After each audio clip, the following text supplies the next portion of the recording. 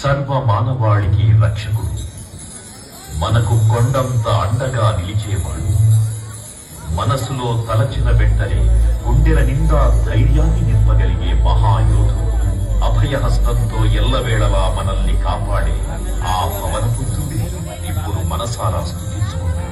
శ్రీ పంచముఖ ఆంజనేయ స్వామిగా అవతారమెత్తిన కథని దృశ్య రూపంలో తిలకిద్దాం రండి.